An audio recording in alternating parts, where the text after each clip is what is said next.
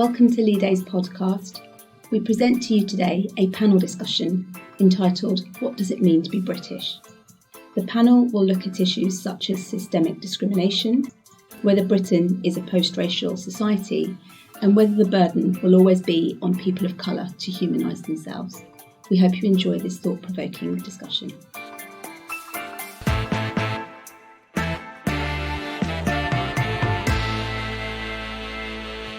Now, sadly, today, Nikesh Shukla had to cancel his appearance today for personal reasons. He was very apologetic and sends apologies to you all. But we're very grateful to have Dave Nita here in his place, who stepped in very last minute. And I'm sure he will make some very insightful and interesting and maybe some controversial comments. Introducing the rest of the panel, starting with Leslie. Leslie Thomas QC, I'm sure many of you know him and have followed his work. He practices as a barrister from Garden Court Chambers and is currently joint head of Chambers. He is a specialist in civil liberties, human rights, police and inquest law. And Leslie has represented families in many high-profile inquests in recent history, including Mark Duggan, Sean Rigg, Smiley Culture. He's also been involved in the Hillsborough inquiry, and most recently has been representing some of the bereaved families and victims of the Grenfell disaster.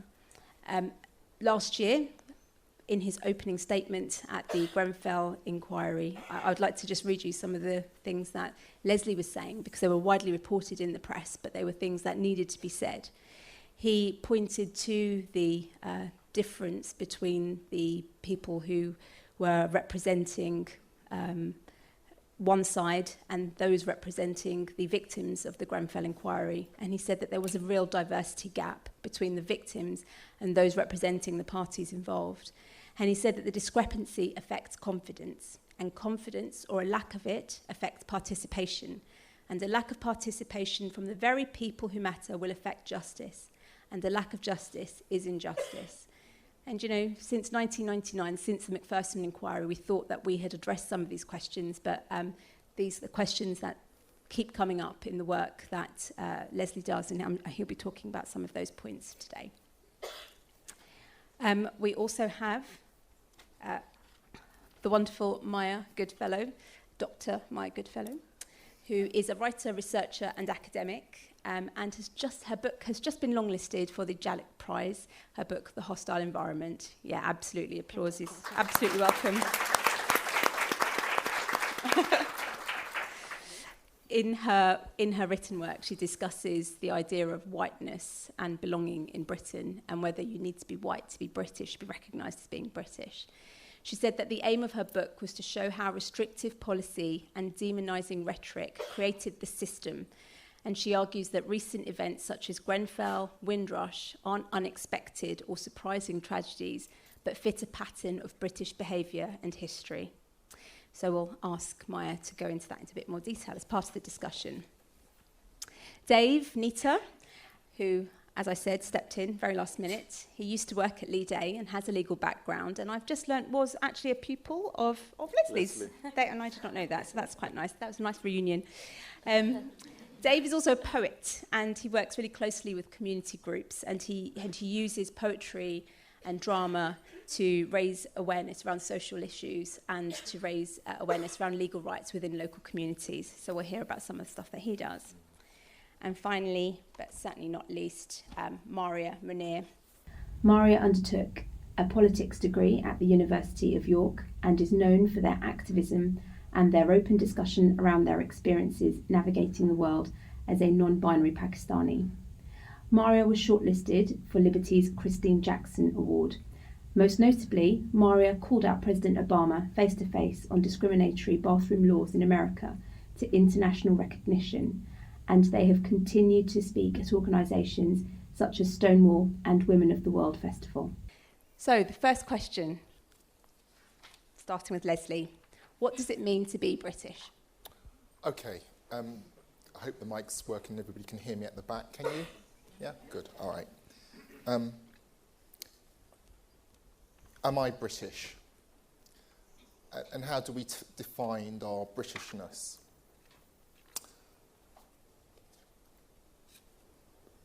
it's a really interesting question that I faced for years and years and years and years and years. And I think the real litmus test is this.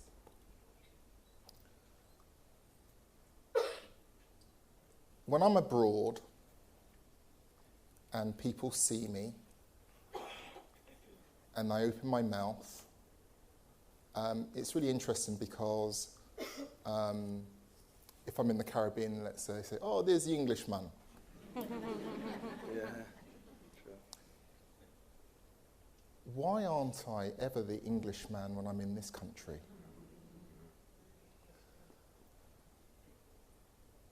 And it's interesting because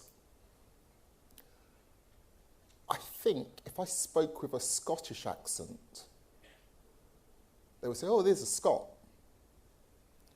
If I spoke with a Welsh accent, they'd call me Welsh.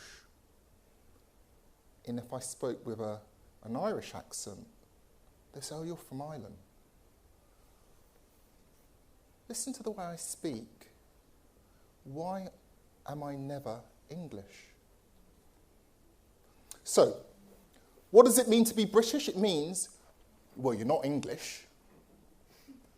You'll never be English. Consider this.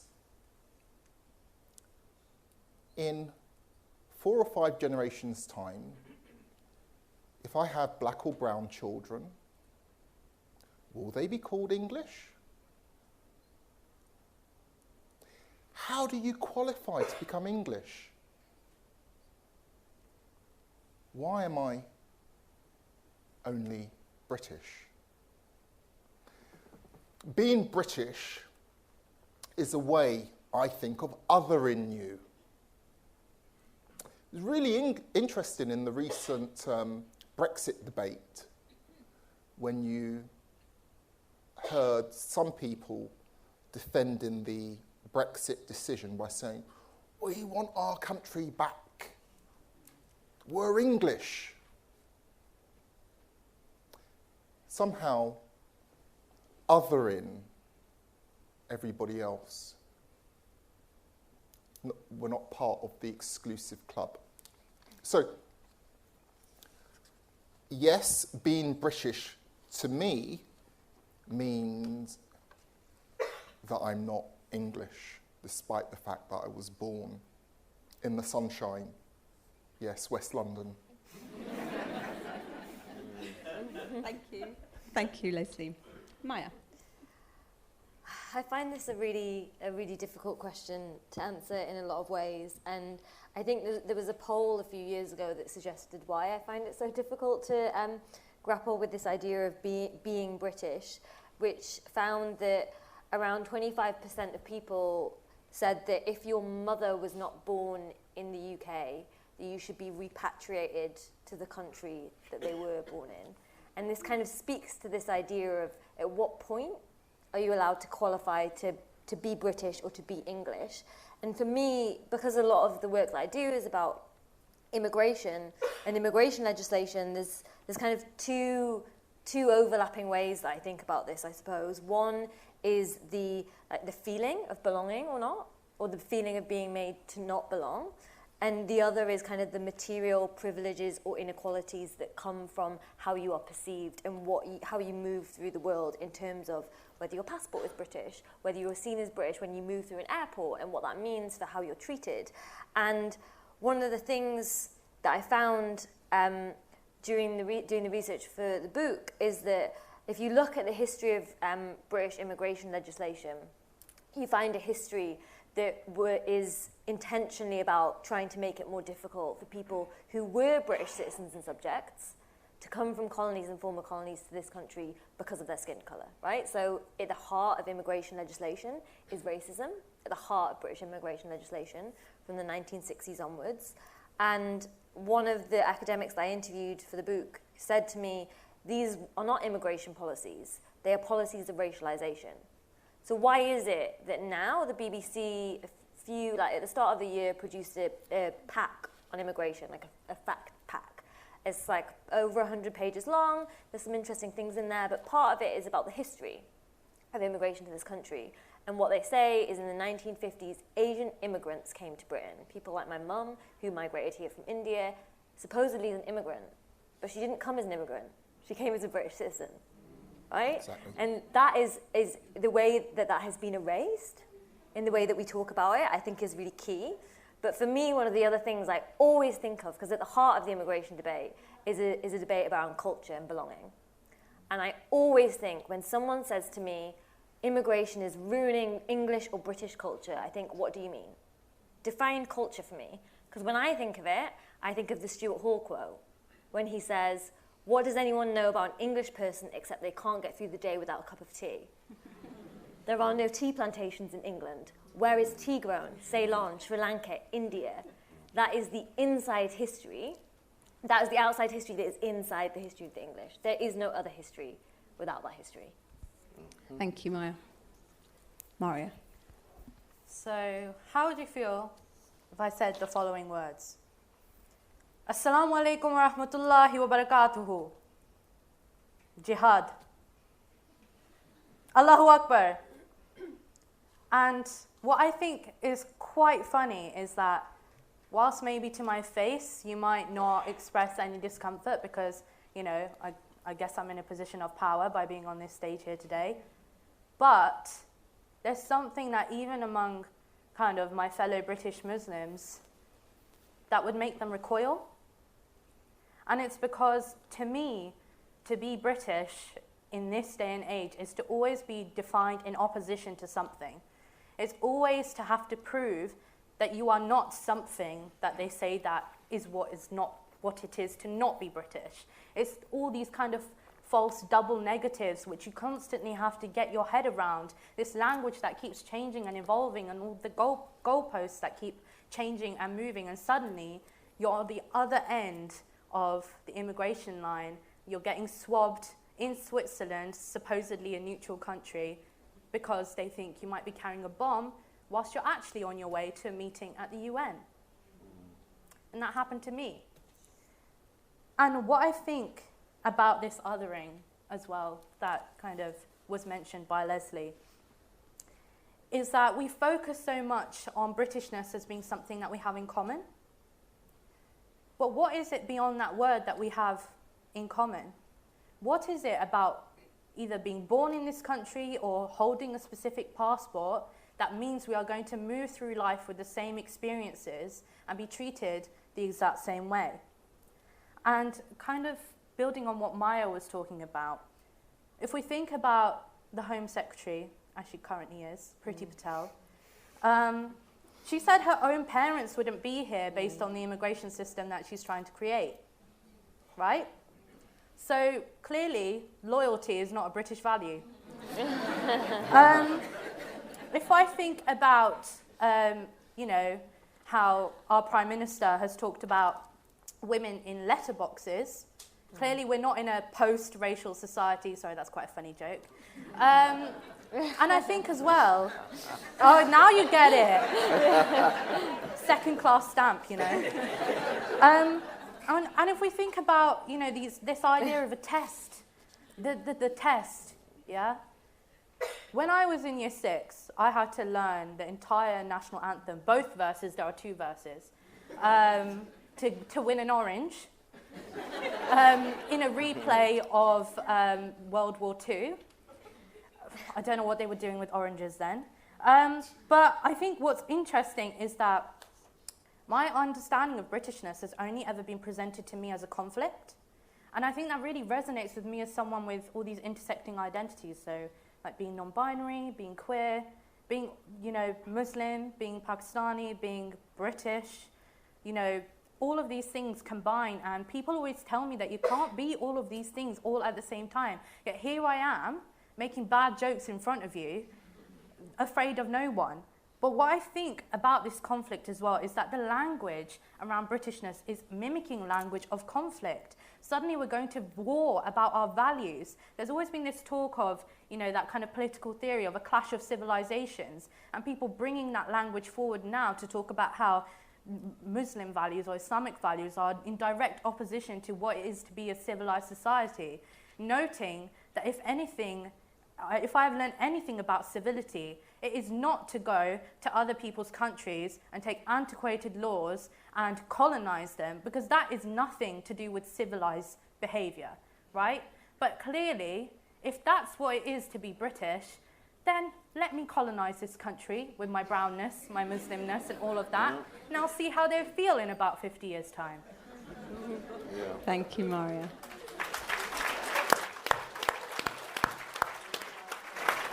Dave. Yes, the question, what does it mean to be British? Depends on who you're asking.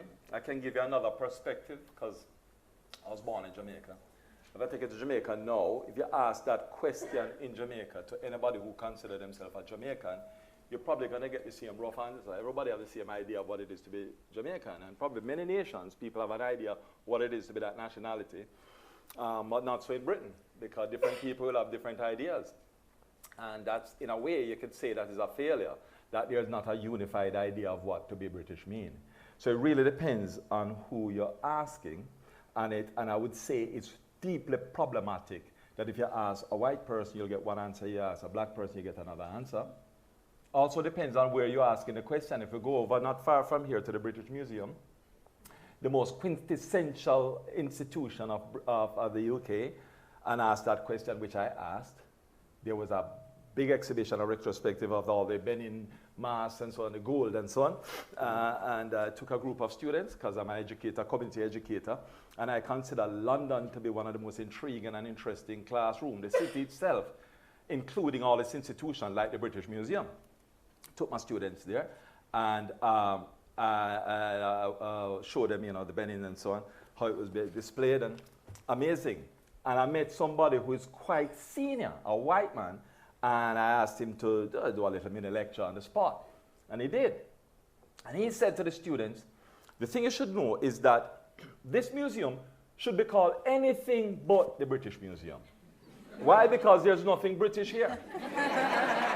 There's absolutely nothing British here. Right? So we're beginning to get an understanding of it. I thought this guy is really conscious for a white guy on this issue. He invited me to a party later on, and it's there that I discovered his wife was black. Which explains it. That too is another British thing. But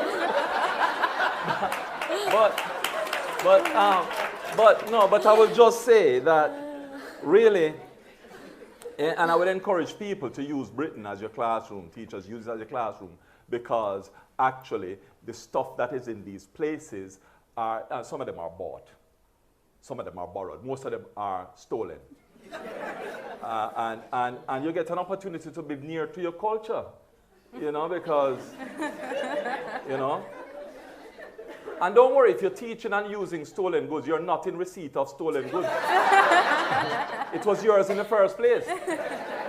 But so it's very important. So this idea of being British now, coming here, in my view, it's supposed to be an active thing. It needs to be an active thing. I use two P words. First of all, possess. It feels like in Britain, you need to possess Britishness. And the second thing, you need to participate in Britishness. And the tragedy is that a lot of people here who are of color don't really possess or feel like they can possess Britishness, therefore can't participate in Britain, therefore can't benefit from a nation that their parents and grandparents and ancestors built. And it's a huge tragedy. So I'm really pleased you put this on today, and there'll be more to say. Okay. Thanks, Dave. So I think it's quite interesting that actually all of you have concluded that being British relates to othering in some way. And partly because I suppose Britishness is a system, it is an institution. And from the work that you've done, Leslie, can you tell us what you think the symptoms are of institutional or systemic discrimination? It starts from a very young age. So that very first year in your primary school, and which was predominantly white, a couple of black faces, child has a party and the two black faces don't get invited.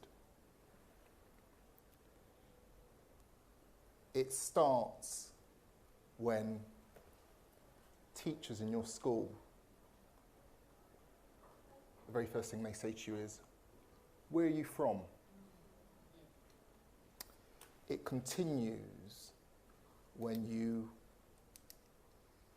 walk home from school in your school uniform.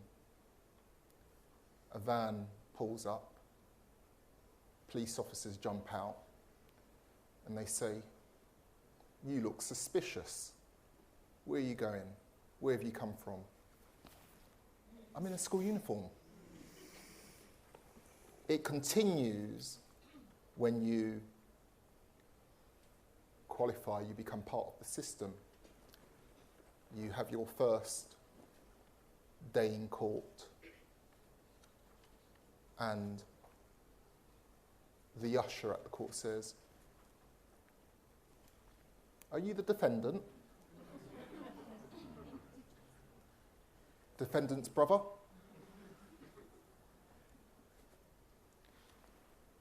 And it doesn't stop there. Even when you're established and people know who you are, and you go into court, and you've written a book on the subject, the judge says, "Mr. Thomas, in this country, we do not do things like that."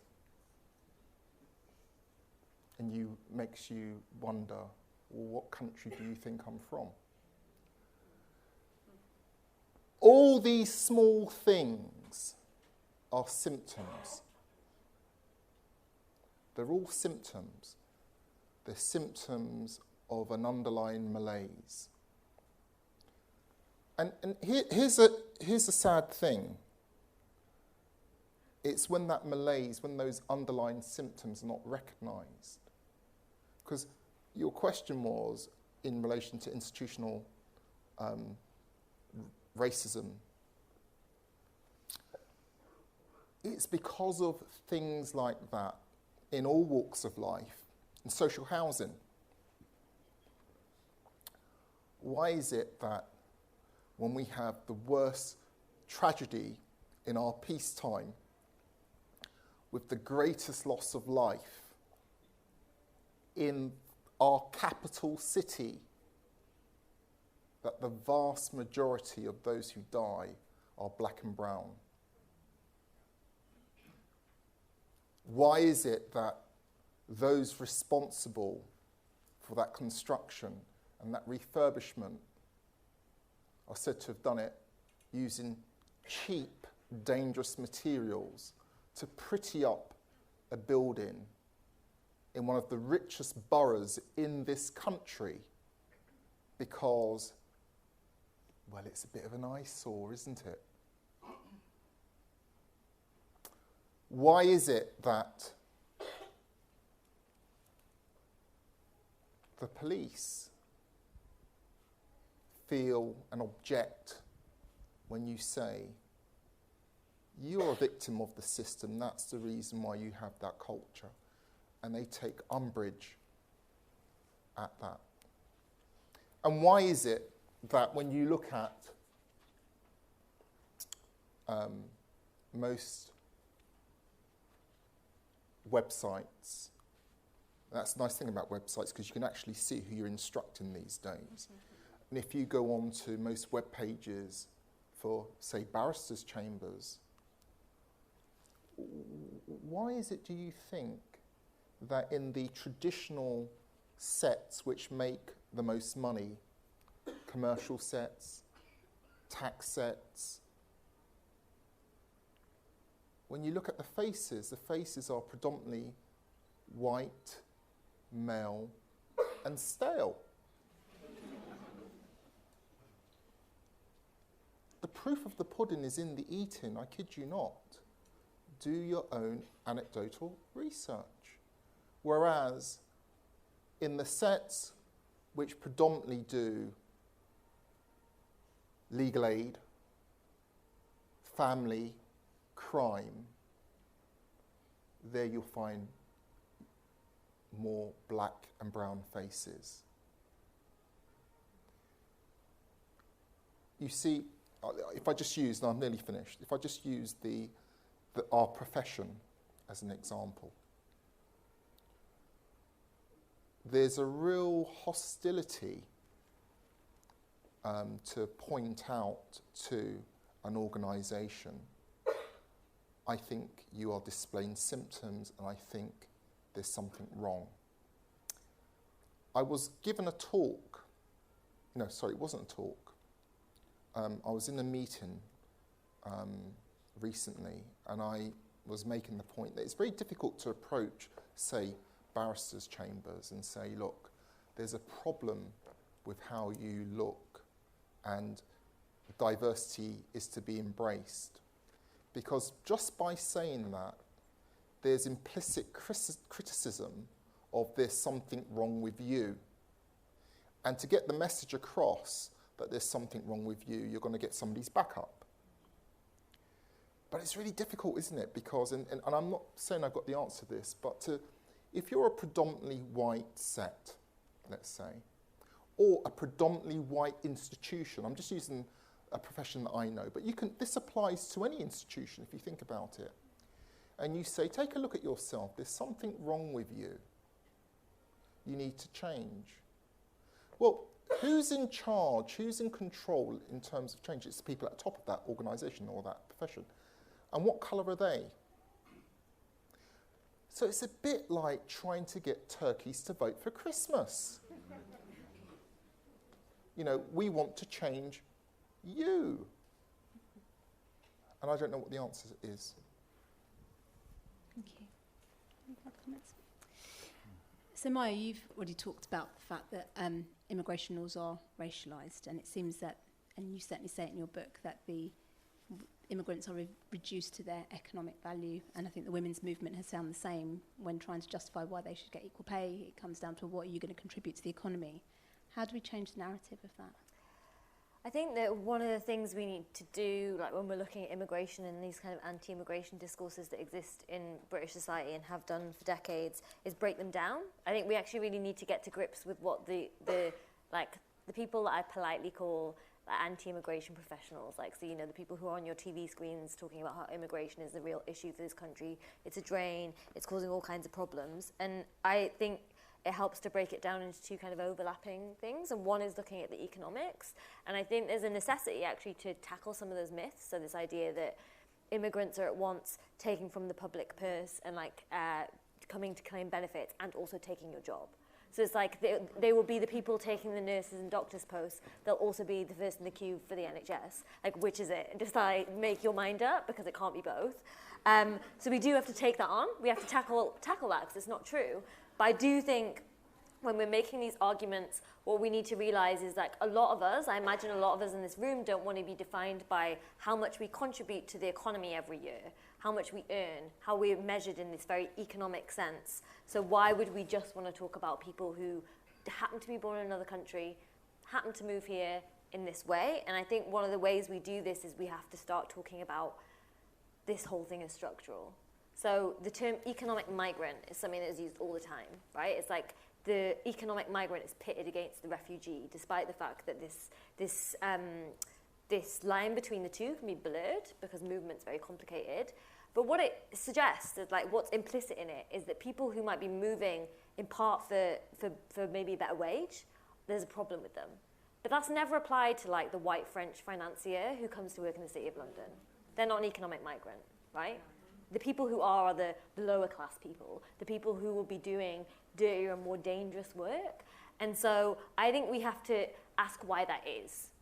Why is it that some people are having to move, maybe for a better wage, and recognise that Britain as a whole, so not Britain internally, I realise there's a lot of inequality within the UK, but as a whole benefits from a really unequal global economy.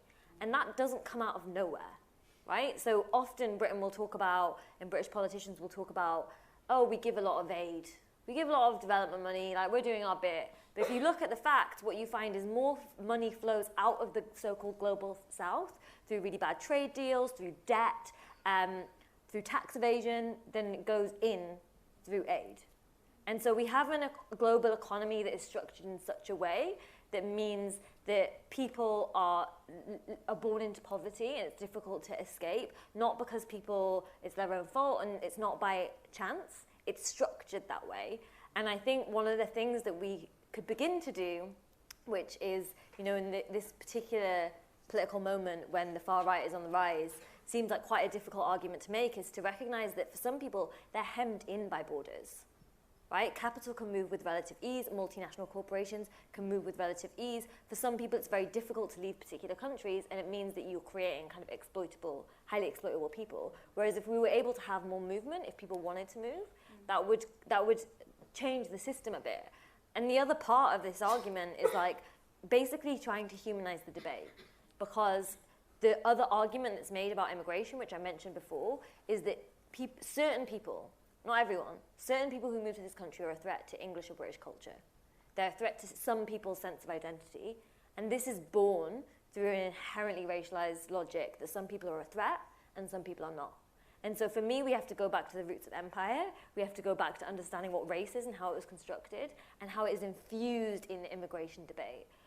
To the point that we now have a system where some people will be seen as immigrants and some people will be seen as expats. This is about racism at its core. And so when we're going to change the debate, we have to realize that some people are dehumanized and demonized to such an extent on these racialized logics that their lives are seen as disposable and are seen as less important. Thank you. Maria, did you want to talk about some... You wrote about borders. You wanted to raise some issues about borders. Yes, so I think everything that Maya has been saying is really, really pertinent, and this kind of idea of economic value, I think it's really important to actually break down what the poverty gap is in this country. So we know that in terms of the wage gap, people of colour are losing out on £3.2 billion in wages versus white colleagues doing the same work according to the Resolution Foundation. And that is substantial, right? And we also know that in terms of, if you start to break that down by, so-called origin, that the figures become even kind of more pertinent. You see that, for instance, the median hourly pay for people who are of Pakistani and Bangladeshi origin shrinks so that the pay gap is as much as 20% compared to a white person in this country. And when it comes to poverty as well, the poverty gap for people varies so much within, the terms that we call people of colour, BAME, whatnot, which I think we'll talk about later as well. When you look at, for instance, the fact that 40% of, and I'm quoting this from the Joseph Rowntree Trust, African and 39% of Bangladeshi employees were overqualified for their roles compared to 25% of white workers. And what I think this does is start to build a picture. It starts to build a picture of the people that we're talking about, because like Maya said, we are dehumanized on a daily basis. We are reduced to statistics like this, right, which actually don't even go into how things like class can impact your wages, how things like gender can impact it. And what I think is really important with regards to borders is how we police each other, right? Because where is a border made? Where is it defined? Because if anything, a situation like the Calais refugee crisis shows us that the border is not just about those demarcations of where landmass ends, right? Because we had British border police assisting French border police going over to France to kind of perform British border operations in France, right? And we know when we pass through airports, we are taking part in a border. If you think about how our passports are contain biometric information, right? And if you think about what happens when you share things like the structure of your face, things like your thumbprint, right? Inherent things about who you are becoming part of the border process yourself as an individual.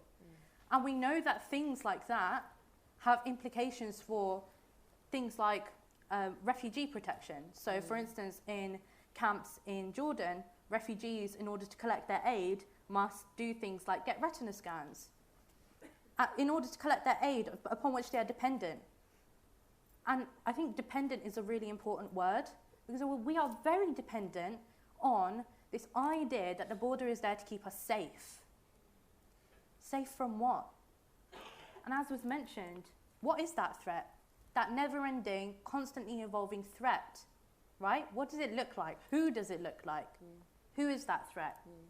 And, you know, I'd wager to say that maybe we look like that threat. And I think the other important thing about this kind of value based on kind of economic output is that this country is so obsessed with the colour of my passport that it seems to seemingly forget about the colour of my skin. And we have this postcode lottery even within this country, right?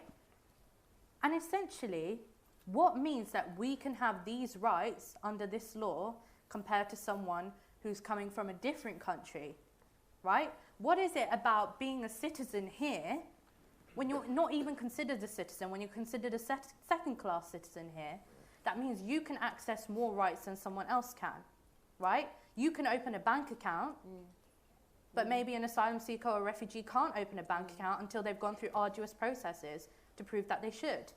And speaking of asylum seekers, I think the other interesting thing is that people who are trying to prove that they should be in this country, especially because, you know, maybe they are facing threats.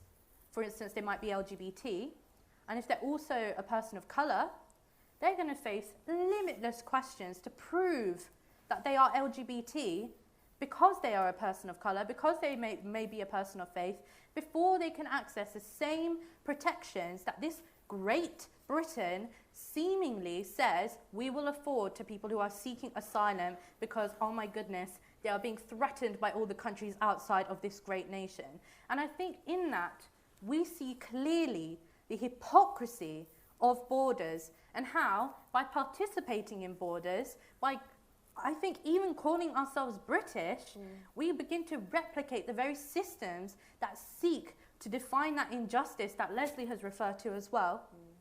And I think also, in terms of that policing each other, it comes down to an incredibly individual level.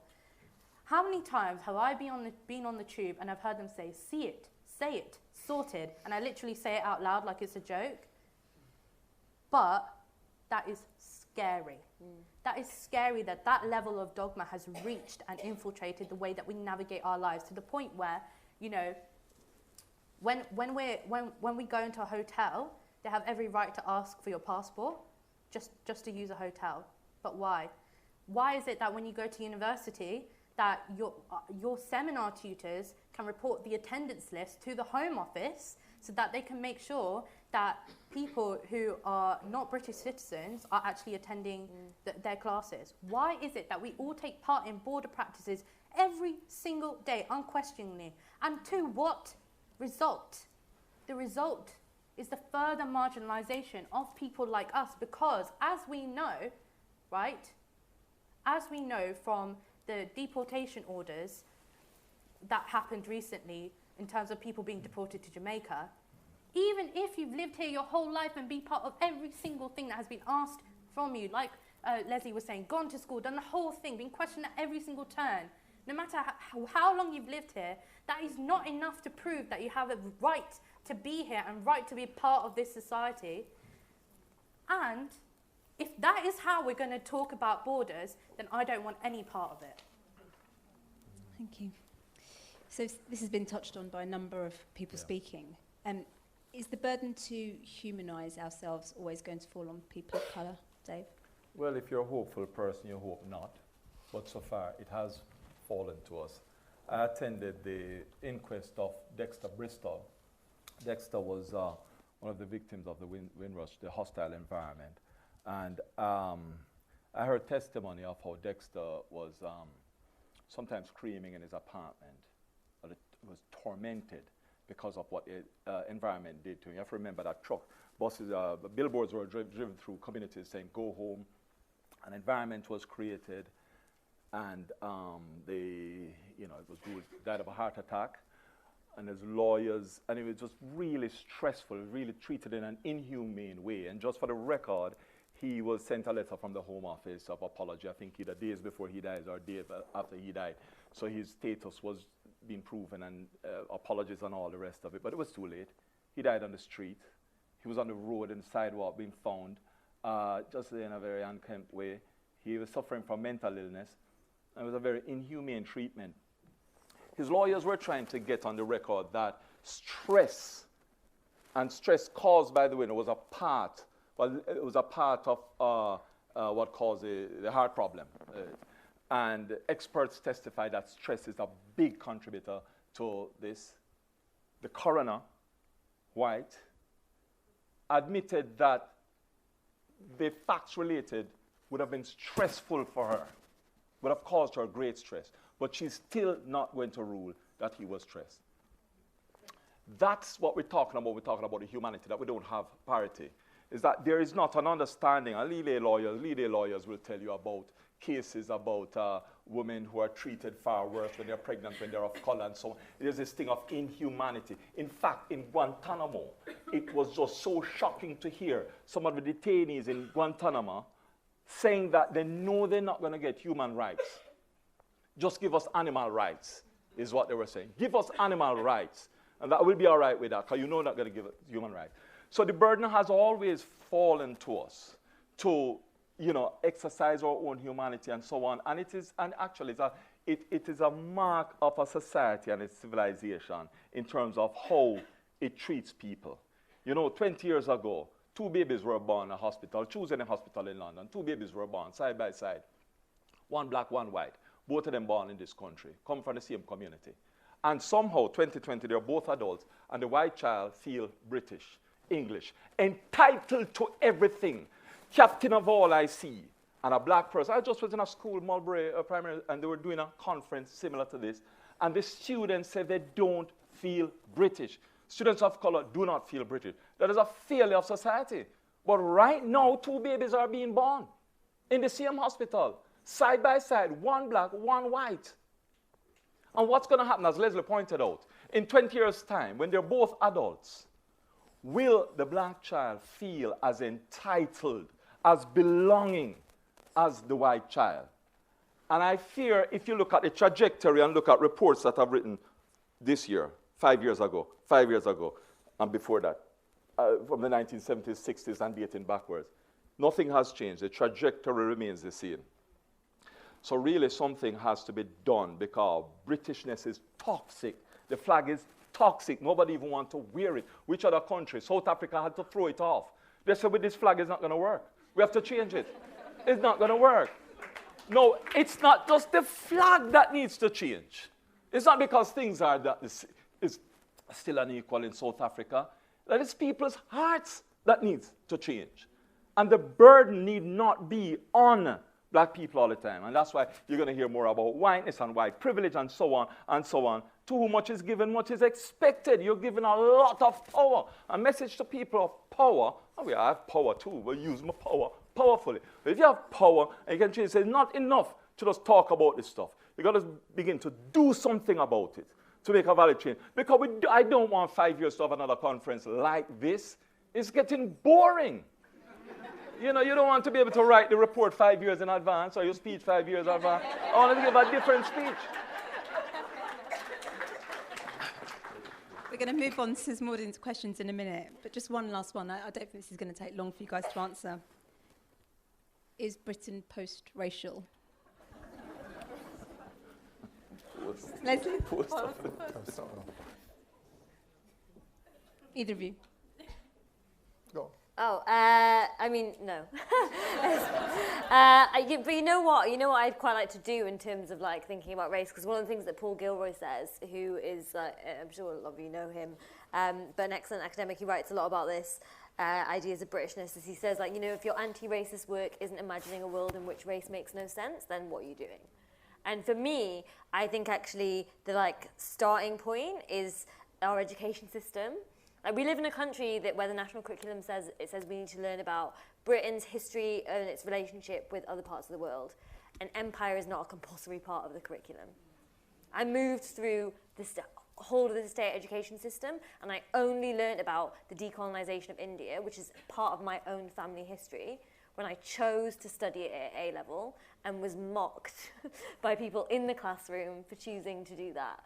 met with people every day putting on sunglasses saying the sun never sets on the British Empire. This is the country that we're growing up in. This is the total lack of education in terms of empire and colonialism. And so for me, if we're going to understand race, if we're going to even think about racism in Britain, if we're going to think about whiteness, we have to talk about empire, at least as a starting point, and move from there.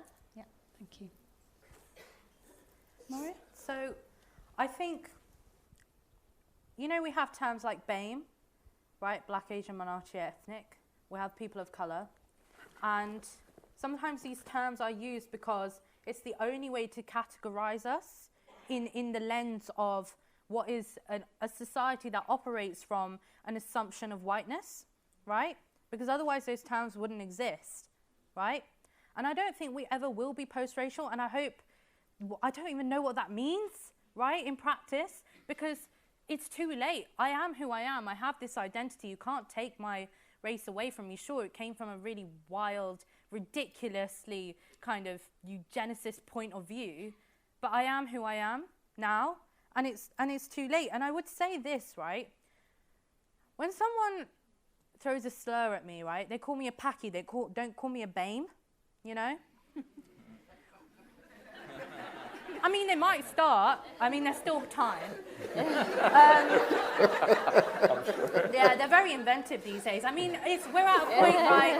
We're at a point where the alt-right, the far-right, the fascists are like, you know what? We need to protect Muslim women from arranged marriage, but just not in this country.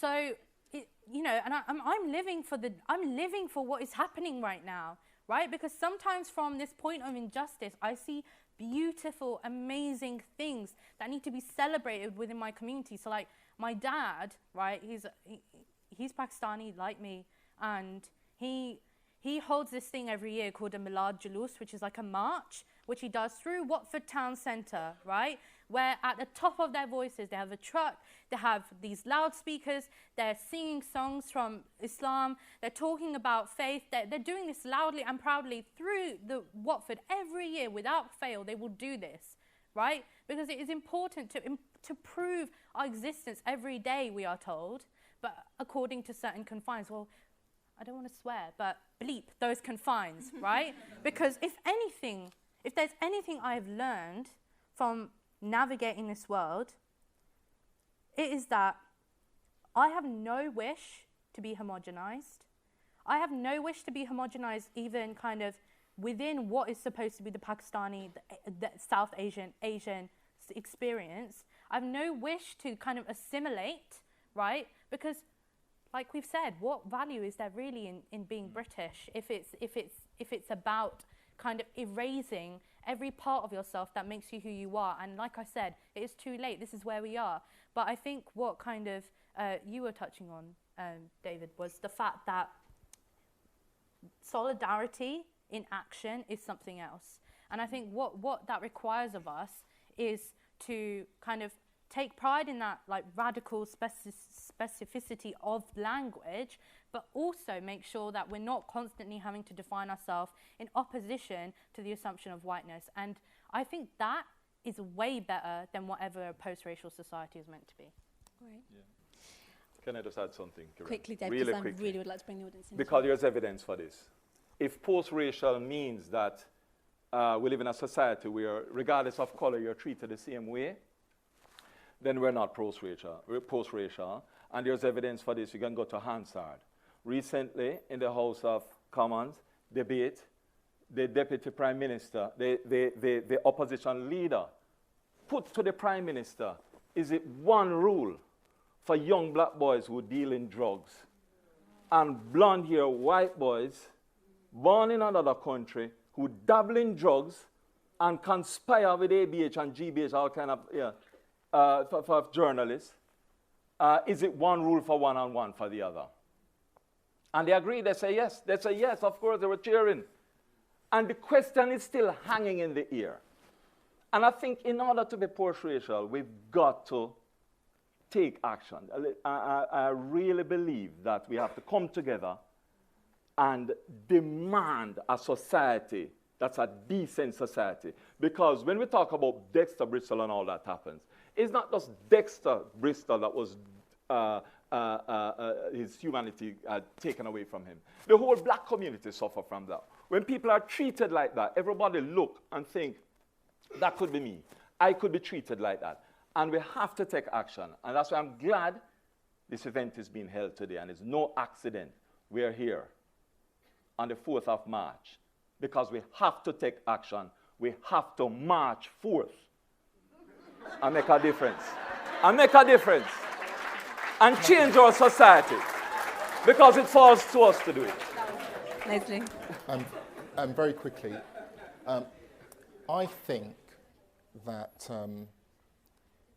we're never going to get to a state or be in a society where we do not see some group as others. Let's be honest about this, and I'm not suggesting that nobody's not been honest, but there have been changes.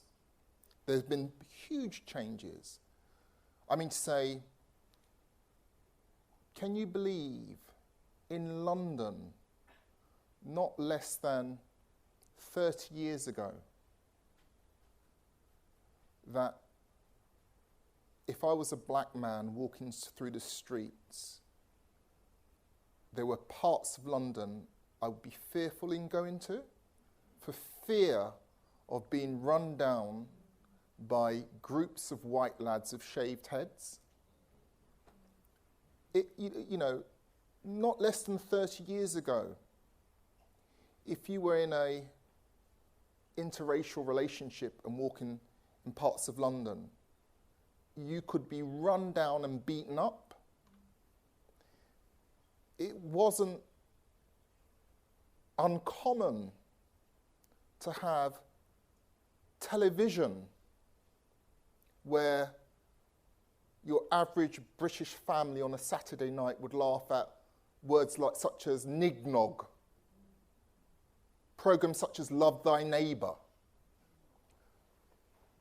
Where we even had programs where it was standard Saturday night television to have white people blacken up, the black and white minstrel, and that was seen as fantastic Saturday night entertainment. So let's be honest. There have been significant changes, but, and there's always a but,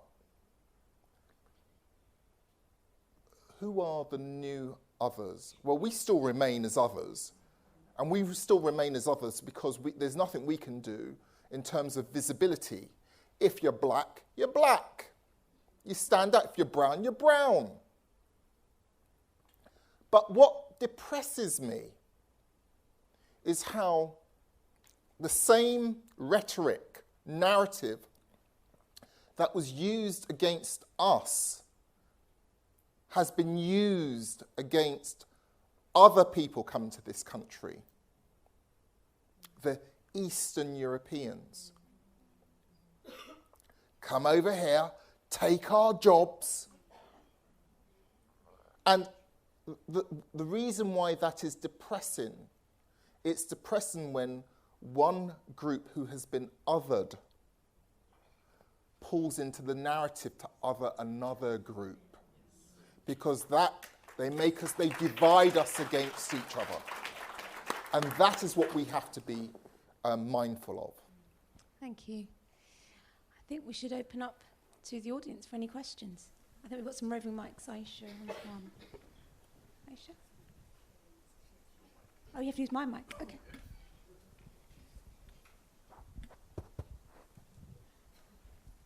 I just wanted to say thank you very much for this evening. I'm just curious because from just looking at the history of Britain, from whether it's Queen Elizabeth I talking about there are too many negars of late in this country. I mean, clearly the issue in Britain is an issue of racial territorialisation, so that when we had the colonies, you could be British over there, but so long as you're not British over here. And I think that's actually what remains the same. I mean, the issue for the British is that they don't want miscegenation. They are racist, even if they know it or not. My father, whom I love very much, he was English.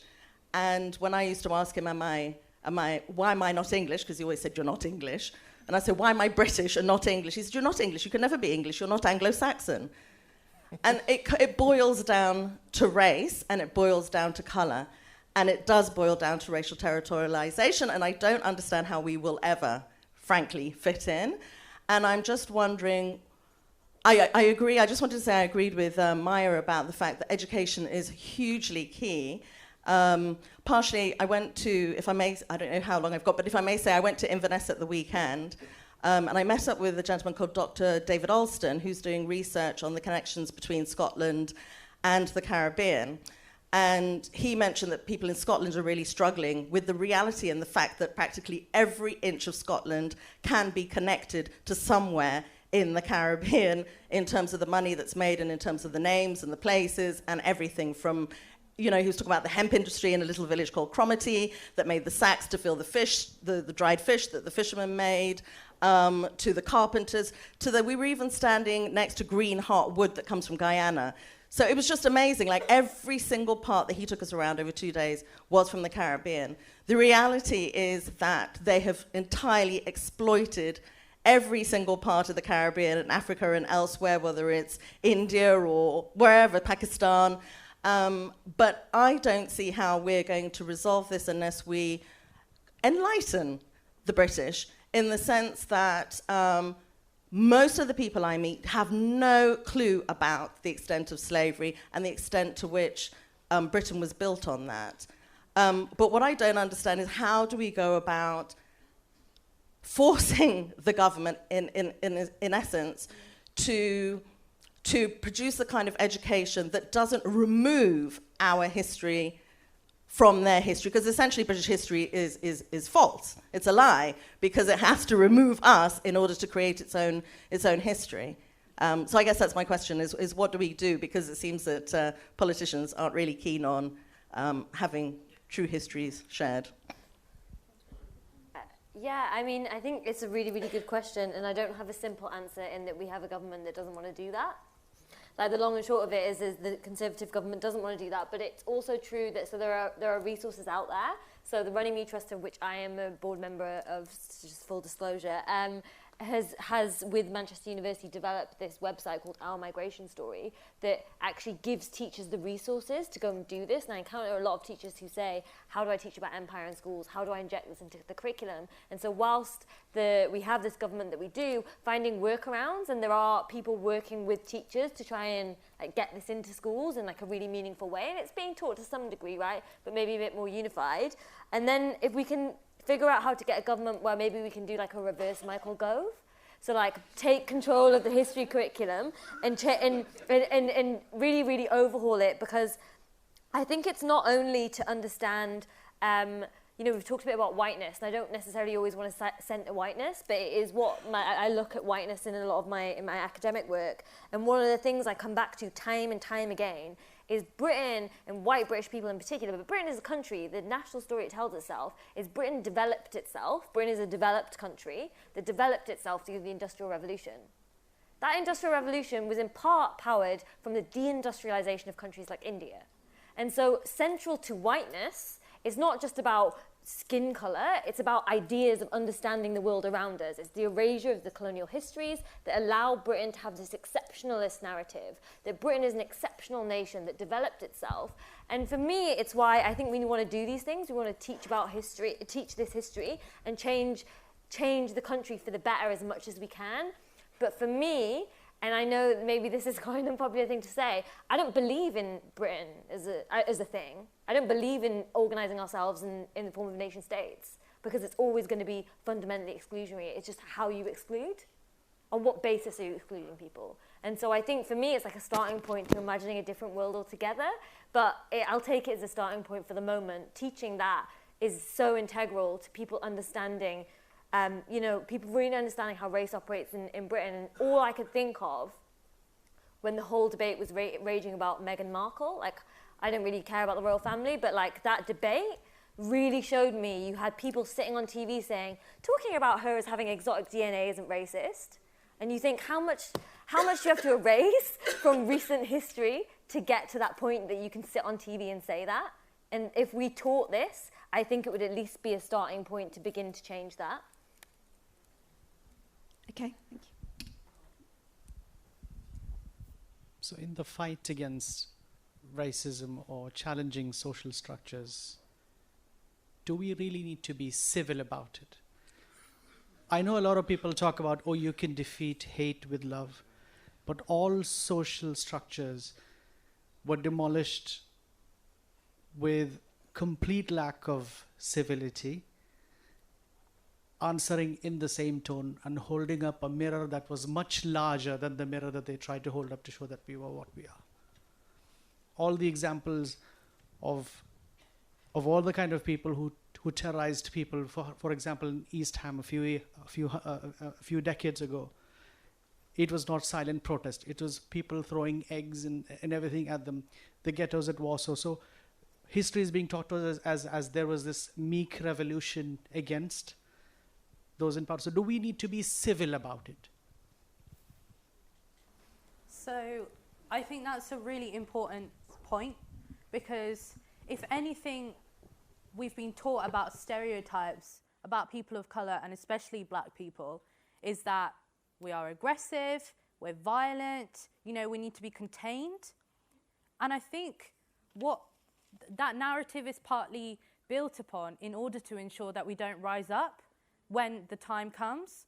And I kind of think about the pride movement here as a queer person, and how kind of pride here in this country has become a point where you must do your little march down a high street somewhere with floats of corporate organisations, kind of, you know, get through it, it'll be over with soon, I promise, and then you get your little flag and it's done, right? And it happens only in July.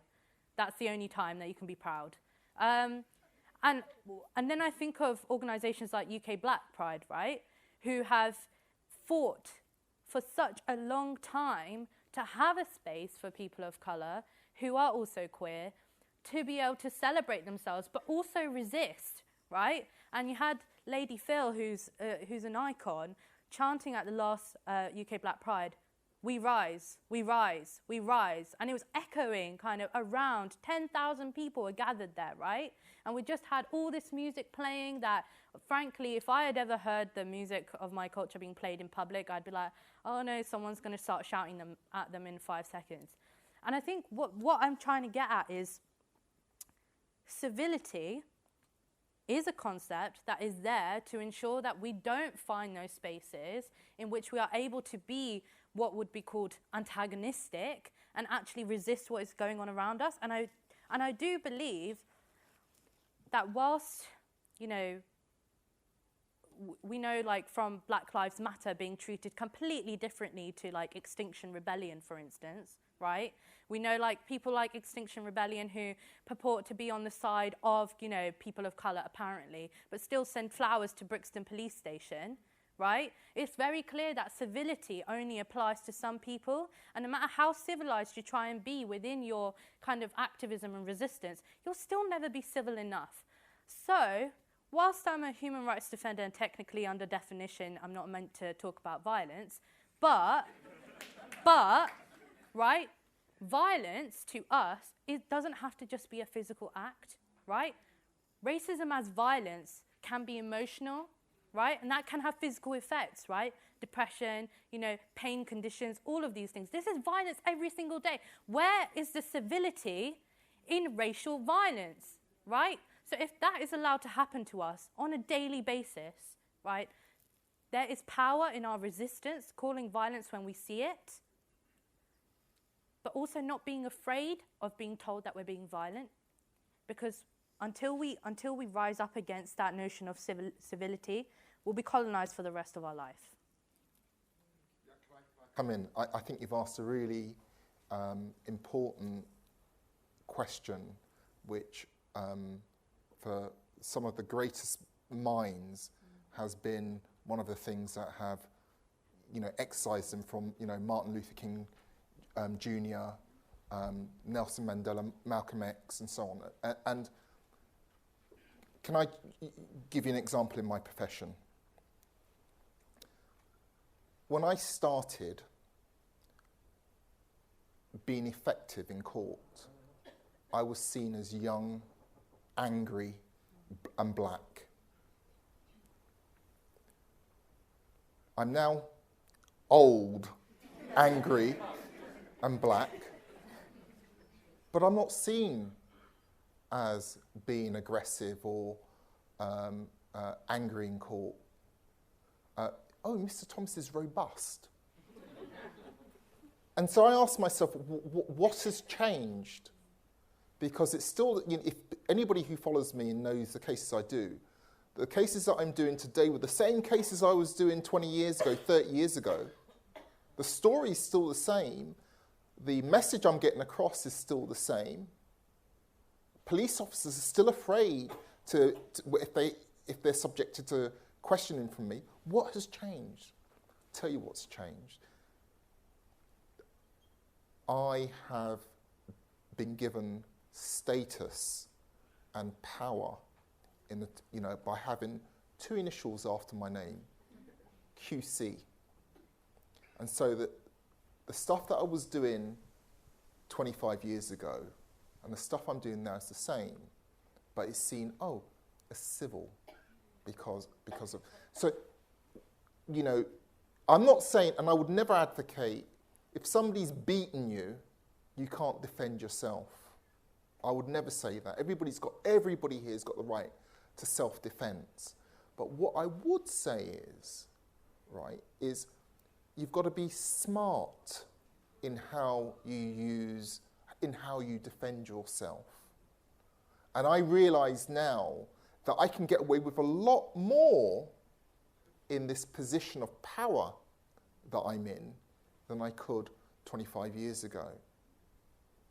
And so in terms of how we be aggressive, whatever term they want to use to define us, we should do it via means by turning their power or their systems of power back on themselves. Thank you. I've got one question here. That gentleman in the middle put up his hand earlier. Yeah, Kwam, if you just put his middle in there. Well, it's not so much a question, it's terminology. I've worked with young people for a really long time, and I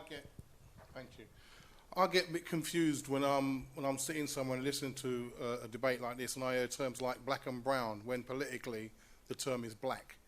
Because we're already gone into that world of divide and rule and caste systems and, the race to not be black when we start splitting amongst ourselves. I think it's really important to understand that. Also, when you say whiteness, there's no one connotation to whiteness in the eyes of people who are not white, because not every white person is an English person that has that power. There are European whites which also hit that strata.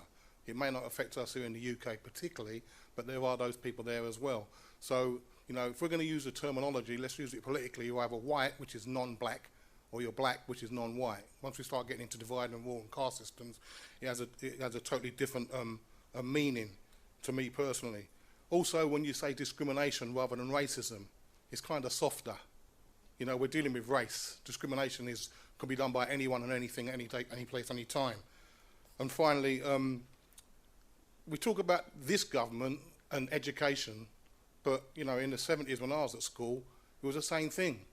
You want to go to university, you want to do psychology, the teachers will turn around and say, when you say, where's the black input? You're black, why don't you study it? Rather than say, we have a segment of our course which would include the black or the diaspora effects of what is going through education. And schools today, they're now academies. When we had the power to control schools, we didn't teach history. Whether it be we didn't have a Black History Month, we didn't have a LGBTQ plus month. So what makes us think that us as adults can get to a position where we're sitting here listening to things that are really good, when you have someone who's in tune with the youth, won the Brits, sang nationally that the country is racist, spoke about all the things that we as people are sitting down here talking about, and the day after is vilified. There's 2 different levels of life. There's those who have the education and want it, and those who just want to live. And we have to start dealing with those who want to live and changing them, because if we don't change them, the people at the top will sit comfortable. Thank you. One final comment? I don't see a question in there. One final question? Thank you very much. It's been really inspiring this evening. Thank you. I'm Chief Exec of Hopscotch Asian Women's Centre, quite a substantial charity in Camden. And we work with some of the most isolated, hard-to-reach women facing substantial deprivation. And so when we talk about being polite, the people who I work with, we have to be polite. And I'm sure there's lots of people here working in those kinds of communities. We have to be polite because that's the only way we can reach the people who need the help. So the only thing I want to say is, if you don't have to be polite, don't fucking be polite. Because we rely on you to stand up and speak where we can't. Thank you. Thank you.